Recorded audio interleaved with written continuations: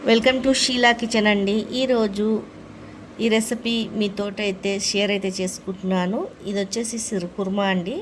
పిల్లలు పెద్దోళ్ళైనా చాలా ఇష్టంగా అయితే తింటారు. ఇది సిరుకుర్మా అంటే అందరికీ ఇష్టం అండి. దీని ప్రాసెస్ అయితే చూపిస్తాను. ఒక హాఫ్ లీటర్ పాలు అయితే తీసుకున్నానండి. పాలను అయితే బాగా కాగపెట్టుకోవాలా. కాగపెట్టుకున్నాక పక్కకైతే పెట్టుకోవాలండి. ఇక్కడ వచ్చేసేమో మనకి రుచికి సరిపోయేంత తీపికి చక్కెర అయితే వేసేసుకుంటున్నానండి. ఇది వచ్చేసి మనము క్యారీ మిల్క్ చేసైనా వేయవచ్చు చక్కెర, లేకపోతే ఇలా కరిగే పిచ్చైనా వేయవచ్చు, టేస్ట్ బాగుంటుంది. లేకపోతే మీకు ఇష్టం లేకుండా డైరెక్ట్ అట్లా అయినా వేసుకొని కాగపెట్టుకోవచ్చు అండి పాలు కరిగే వరకు.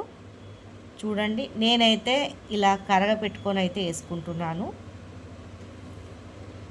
ఒక 10 నిమిషాలైనా పట్టదండి ఈ రెసిపీ రెడీ చేస్తానికి, బిజీగా అయిపోతుంది. చూడండి, ఇలా తిప్పుతూనే ఉండాలండి, ఎందుకంటే కింద మాడిపోతుంది, చక్కెర కదండి. కొద్దిగా 2 నిమిషాలు పడుతుందండి ఇది కరిగే వరకు. ఇలా తిప్పుతూనే ఉండాలా. చూడండి, ఇలా అయిపోయిందండి. అయిపోయాక ఆ పాలల్లోనే ఇది వచ్చేసి వేసేయాలా. వేసేసాక పాలని మంచిగా కాగపెట్టాలండి, దగ్గరకైతే రావాలా పాలు. చూడండి, ఇదంతా వేసేసాను, దగ్గరకైతే వచ్చేయాల పాలు. కొద్దిగా ఇనికిపోయాయండి మొత్తం పాలు కాగి. తర్వాత ఒక 2 చెంచాలు అయితే నెయ్యి అయితే వేసేస్తున్నాను. తర్వాత మనకు జీడిపప్పు కిస్మిస్ డీప్ ఫ్రై అయితే చేసేసుకోవాలా. దూరగా ఏంపుకోవాలండి. ఇది చాలా ఇష్టంగా అయితే తింటారు. ఇది అందరికి ఇష్టం అండి. ఈ రెసిపీ అయితే చాలా బాగుంటుంది ఇలా చేసుకుంటే.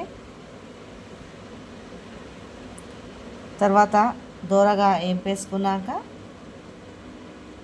పక్కకైతే తీసేసుకుంటున్నాను.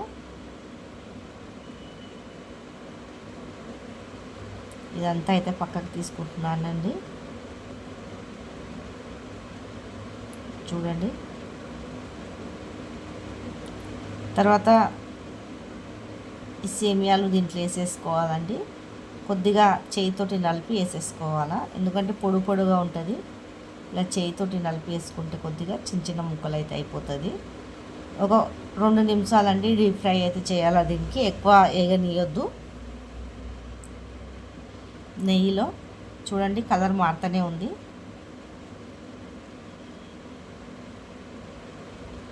ఇలా పక్కకైతే తీసేసుకోవాలా.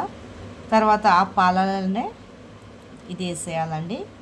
వేసినాక ఎక్కువసేపు అయితే పెట్టొద్దండి, ఒక్క పొంగు వచ్చే వరకే పెట్టాలా, ఎందుకంటే మెత్తగా ఉంటుంది అది.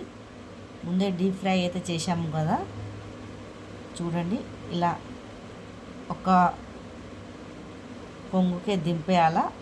కాజు కిస్మిస్ అయితే అప్పుడే వేసేసానండి. ఇది నేను ఇలా ఒక్క పొంగుకే పక్కకైతే తీసేసుకుంటున్నాను. ఈ రెసిపీ మీకు నచ్చినట్లయితే కామెంట్ బాక్స్లో కామెంట్ అయితే చేయండి.